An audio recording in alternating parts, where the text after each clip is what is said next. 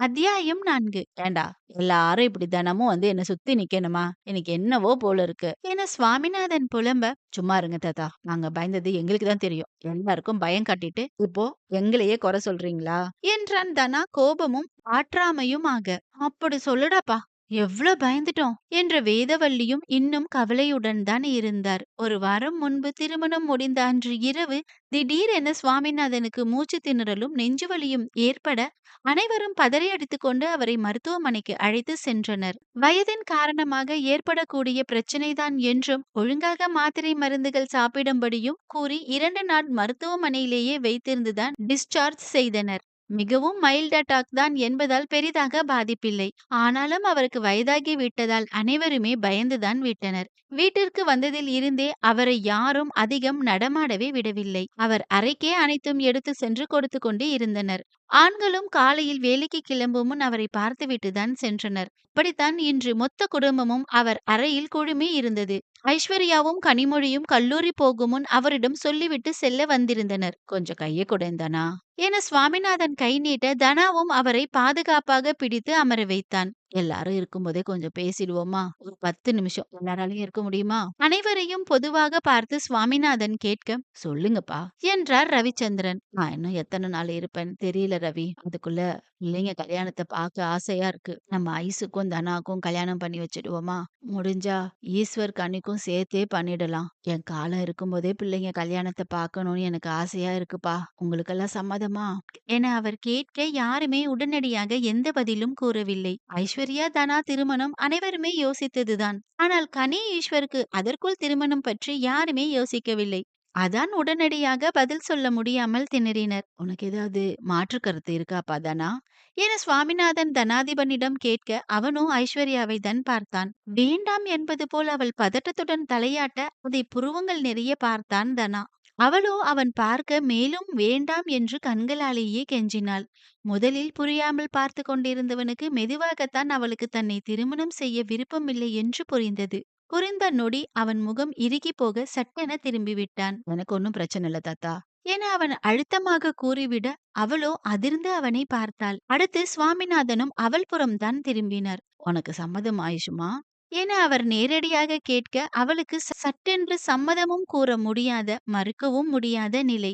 அவள் இன்னும் தனா சம்மதம் கூறிய அதிர்ச்சியில் இருந்தே தெளியவில்லையே. அவளிடம் என்னப்பா கேட்டுக்கொண்டு என்ன மறுப்பா சொல்லிட போகிறாள் என மகாலட்சுமி கூற, இல்லம்மா அவளே சொல்லட்டும் என்ற சுவாமிநாதன், சொல்லு ஐஷுமா என்றார் மீண்டும் அவள் புறம் திரும்பி. தாத்தா, நான் நான் எனக்கு எனக்கு எனக்கு என ஒன்றும் சொல்ல முடியாமல் அவள் திணற, அவளுக்கு கொஞ்சம் டைம் கொடுங்க தாத்தா. காலேஜுக்கு கிளம்பி வந்த பெண்ணிடம் திடீரென்று திருமணம் என்று பேசினால் என்ன செய்வா? கொஞ்சம் யோசித்து சம்மதம் சொல்லுவா. கடைசி வரையில் அவன் கொடுத்த அழுத்தத்தில் ஐஸ்வர்யாவிற்கு வயிற்றில் புலியை கரைத்தது. இருந்தும் இப்போதைக்கு தப்பித்தால் போதுமென தோன்றிவிட எந்த பதிலும் கூறாமல் அமைதியாக நின்று விட்டாள். என்னடி உனக்கு யோசிக்கணும் என மகாலட்சுமி மகளை இடிக்க அவள் பதில் சொல்லும் முன், வேணாம் என தனாவே அவரை தடுத்து விட்டான். ஈஸ்வர், நீ என வேதவல்லி கேட்க அவனோ அண்ணனை விட வேகமாக இருந்தான். எனக்கு ஓகே தத்தா, ஆனா இந்த சில்வண்டு என அவன் அவளை பார்க்க அவளோ தமக்கையை பின்பற்றி விழித்துக் கொண்டு நின்றாள். இவளும் விழிக்கிறாளே என யோசித்தவன் கொஞ்சமும் மாறுதல் இல்லாமல் தனாவை காப்பியடித்தான். அவளுக்கும் டைம் கொடுப்போம் தாத்தா, விடுங்க என பெருந்தன்மையாக கூறியவன் கனியை யோசனையுடன் பார்த்தான். குடும்பத்தில் அனைவரும் இந்த நால்வர் பிறந்ததில் இருந்தே இவர்கள்தான் ஒருவருக்கொருவர் என முடிவு செய்து இருந்தனர். இருந்தாலும் இப்போது யாரையும் வற்புறுத்த அவர்கள் விரும்பவில்லை. பெண்கள் கேட்ட நேர அவகாசத்தை அவர்களுக்கு கொடுத்து அனைவரும் ஒதுங்கி நின்றனர். கல்லூரிக்கு வந்து சேர்ந்த ஐஸ்வர்யாவும் கனியும் உணவு இடைவேளையின் போதுதான் பேசிக்கொள்ள முடிந்தது.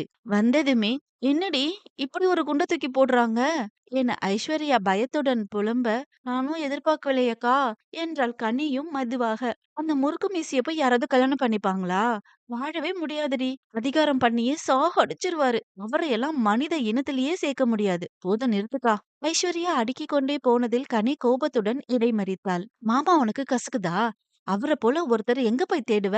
என்னிடம் மட்டும் மாமாவுக்கு கேட்டிருந்தா உடனே தலையாட்டியிருப்ப. நானே இந்த ஈஸ்வர் மாமா என்பதால் தான் யோசிக்கிறேன். கோபத்துடன் ஆரம்பித்தவள் குழப்பத்துடன் முடிக்க இப்போது எதிர்வது ஐஸ்வர்யாவின் முறையாயிற்று. ஏண்டி என்ன குறை? எத்தனை கலகலப்பா இருப்பாரு. அவரை போல ஒருத்தர் கிடைக்குமா என்றாள் ஐஸ்வர்யாவும் வேகமாக. அவள் கூற்றில் அவளை நிதானமாக நிமிர்ந்து பார்த்த கனிமொழி, இப்ப ஜோடிய மாத்தலாம் என்கிறாயா என கேட்க, ஐயோ இல்லடி, என்றாள் அவள் வேகமாக. ஜோடி மாத்துவது என்றெல்லாம் அவள் யோசிக்கவே இல்லையே. கவனிக்கா, எனக்கு தனா மாமா மேல நல்ல அபிப்பிராயம் இருக்கு. அதே போல உனக்கு ஈஸ்வர் மாமா மேல இருக்கு. இது வெறும் அன்பும் மரியாதையும் தான். அதுக்காக நீ ஈஸ்வர் மாமாவையும் நான் தனா மாமாவையும் கல்யாணம் பண்ணிக்கவே முடியாது. நானும் ஒன்னும் அப்படி யோசிக்கவே இல்லடி.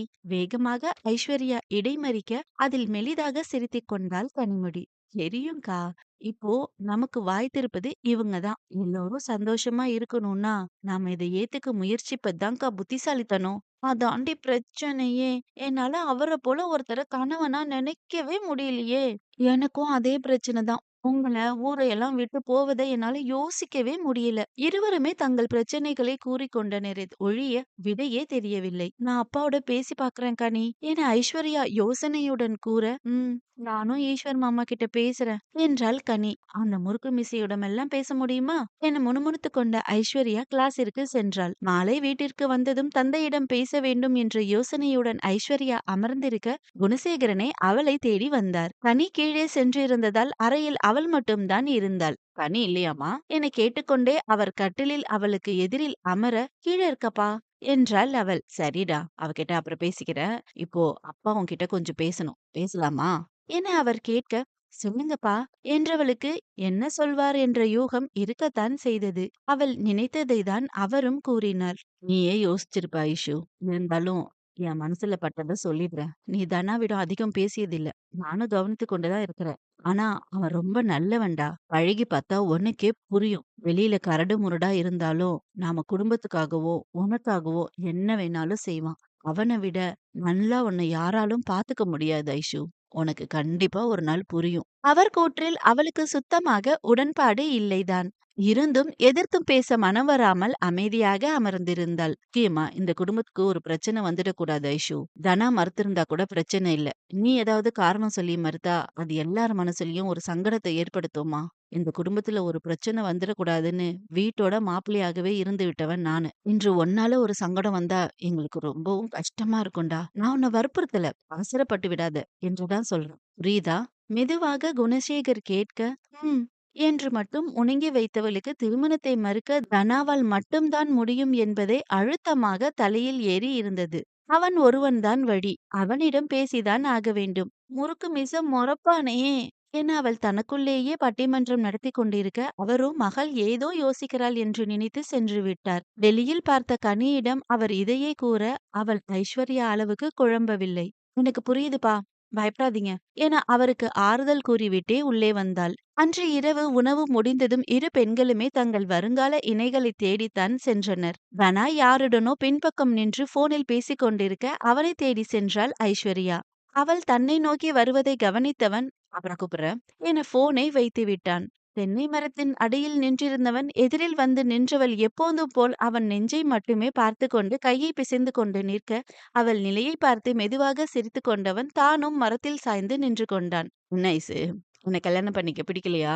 வேண்டான்னு சொல்ல போறியா என நேரடியாகவே கேட்டுவிட அவனை நிமிர்ந்து பார்த்தவள், நான் சொல்ல முடியாது, நீங்க தான் சொல்லணும் என்றாள். என்ன